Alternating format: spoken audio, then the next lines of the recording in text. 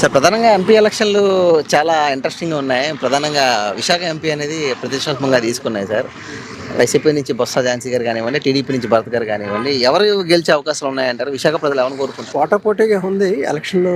అయితే ఏంటంటే, బొత్స ఝాన్సీ మేడం గారు ఎంపీ క్యాండిడేట్‌గా ఎంచుకోవడంలో వైఎస్ఆర్‌సీపీ అధిష్టానం చాలా ఆలోచించి తీసుకున్న నిర్ణయంలా నాకైతే అనిపిస్తుంది. ఎందుకంటే ఆ గతంలో ఆమె 2 సార్లు ఎంపీగా చేశారు. ఎంత ప్రత్యేకంగా చెప్పాలేంటంటే, ఉత్తరాంధ్ర నుంచి ఒక మహిళ ఒక మహిళా ఎంపీని పార్టీ తరఫున పార్లమెంట్కి పంపించడానికి ఒక అవకాశం కలిగింది ఉత్తరాంధ్ర వాసులందరికీ కూడా. అదేవిధంగా ఒక బీసీ మహిళ, ఆమె 2 రకాలైనటువంటి క్వాలిఫికేషన్స్ కూడా ఉన్నాయి.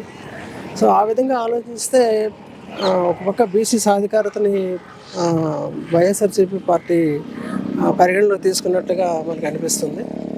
అదేవిధంగా ఒక మహిళకి ప్రాధాన్యత ఇచ్చినట్టు కూడా మనకి ఈ 2 అడ్వాంటేజెస్ తనకి ఎలక్షన్స్లో ఉండడానికి ఓటు రూపంలో మారి గెలిచే అవకాశాలు ఎంతవరకు ఉన్నాయి? ఉంటుందండి. ఎందుకంటే మహిళలందరూ కూడా వైఎస్ఆర్సీపీ పార్టీ వైపు చాలా మొగ్గులో ఉన్నారు.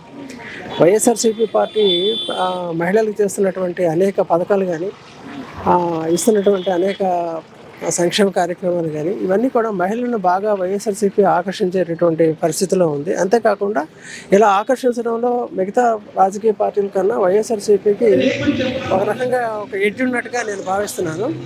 కాబట్టి ఇది ఝాన్సీ మేడం గారికి డెఫినెట్గా అడ్వాంటేజ్ని తీసుకొచ్చేటటువంటి అవకాశం ఉన్నట్లుగా నేను భావిస్తున్నాను. గెలుస్తారంటారా సార్ ఆవిడ? 100% ఆమె గెలుస్తారండి. గెలుస్తారు. Thank you.